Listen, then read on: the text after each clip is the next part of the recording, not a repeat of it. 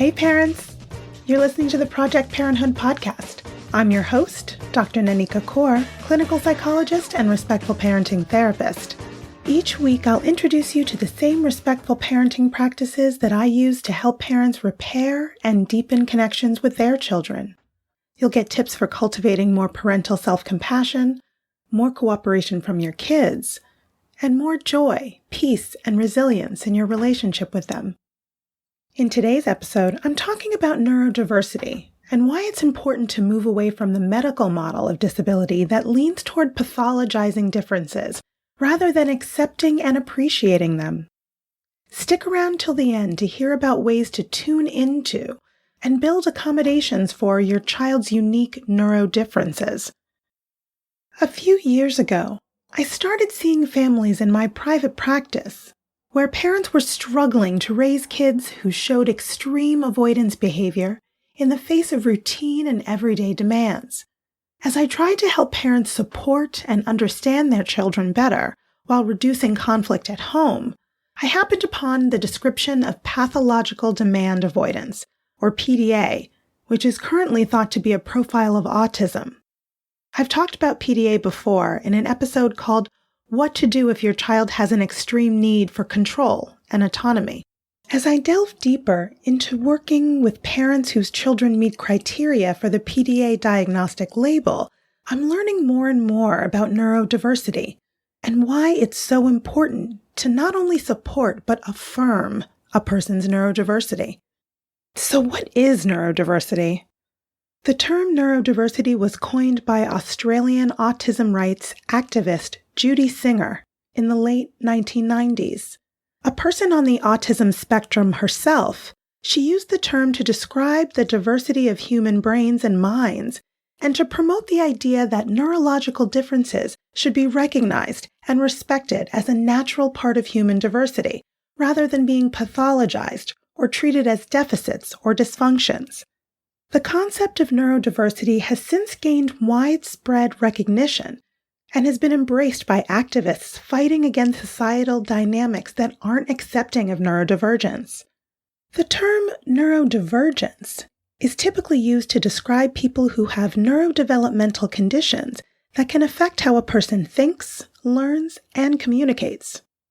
Being neurodivergent means that a person's brain functions, learns, and processes information in ways that are significantly different from dominant societal standards for quote-unquote normal.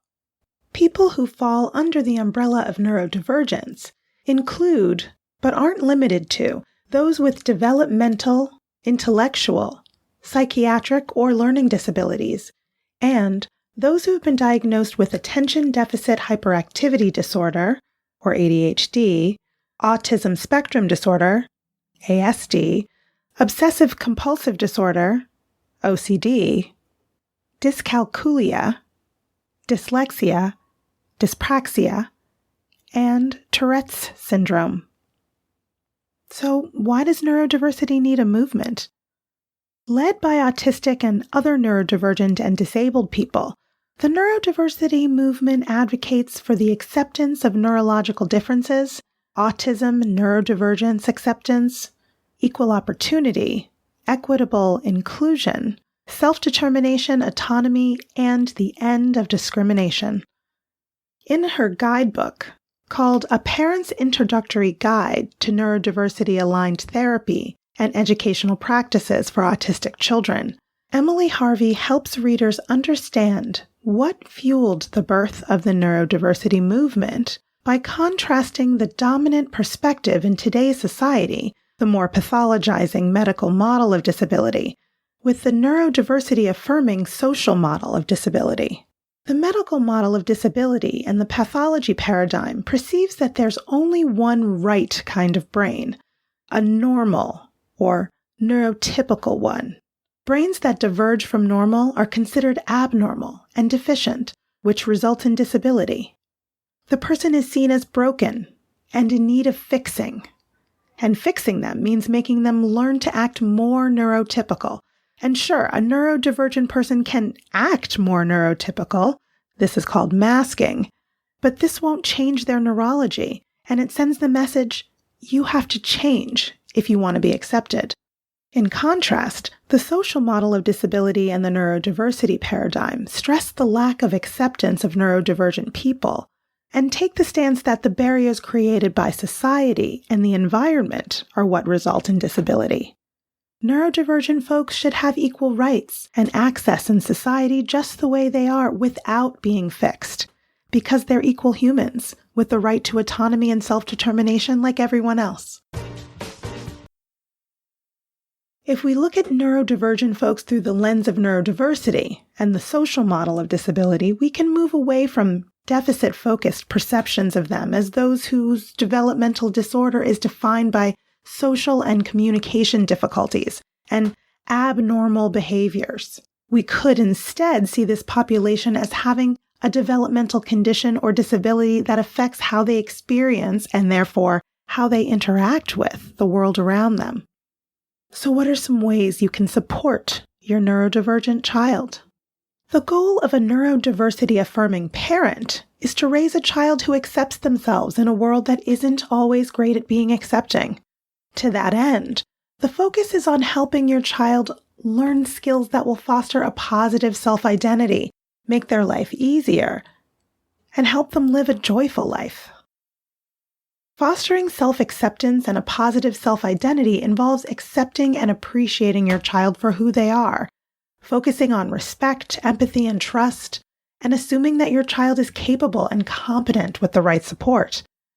It's important to encourage your child to advocate for their needs and listen to them when they do. Spotlight what your child is skilled at, not only their challenges. Commit to learning from other neurodivergent people's lived experiences. Another great way to set your neurodivergent child up for success is to focus on the ways your child's environmental surroundings affect their neurodiverse characteristics. From a neurodiversity-affirming perspective, if your child is struggling, it's likely that something in the environment needs to be adjusted.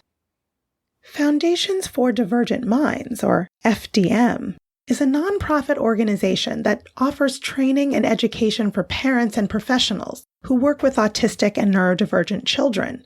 FDM recommends assessing 5 key areas to identify what environmental factors may be getting in your child's way. The first area is sensory integration. Understanding your child's unique sensory needs allows you to modify the environment accordingly and helps your child advocate for their needs. Your child can fall anywhere along the hyposensitive to hypersensitive spectrum in each of the 8 sensory system areas: sight, sound, smell, touch, taste, balance, movement, and internal state. The second area is executive functioning. Does your child need help in an area of executive functioning, or EF? EF is made up of 8 interconnected processes: initiation, inhibition, working memory, planning, organization, self-monitoring, shift, and emotional regulation. The third area is respectful communication. Communication comes in many valid forms, and behavior is a child's earliest reliable tool. Neurodiversity-affirming parents respect and facilitate all forms of communication and support neurodivergent kiddos to communicate in the way that's most authentic for them, i.e., through technology, American Sign Language, speaking, etc. The fourth area is operative social interaction. Social interaction involves 2 or more people, each with their own styles of engaging interpersonally. It's important not only for neurodivergent kids to understand how neurotypical people communicate, but also for neurotypical people to understand neurodivergent styles of thinking, feeling, socially communicating, and interacting. FDM's 5th key area is emotional regulation. It's hard for your child to regulate their emotional state when the environment isn't a good fit for their specific needs. Identifying and resolving unmet needs promotes self-regulation and improves your child's quality of life. As you know, practice makes progress. So for the next couple of weeks, Each day, choose one of the FDM5 key areas and tune into your child's needs and wants in that area. Where do they seem to struggle? When do they seem to thrive? What changes might you make in your home, at school, or to daily routines? What external accommodations would make their day-to-day lives and relationships easier for them? Let me know what you learn.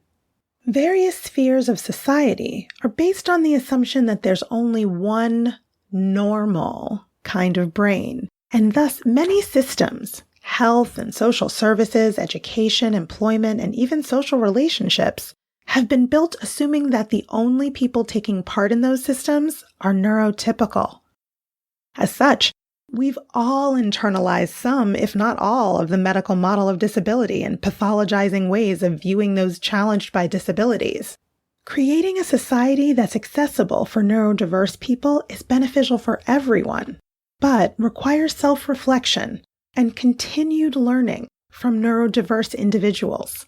If you're raising a neurodivergent kiddo, perhaps you're even neurodivergent too, and you're down with the neurodiversity perspective, start accepting, understanding, and appreciating your child's neurodifferences, and your own too.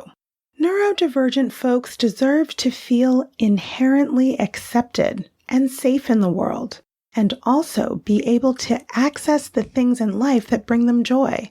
There's absolutely nothing wrong with being different than quote-unquote normal. Embrace it, and your child will learn to do the same. I hope that's helpful.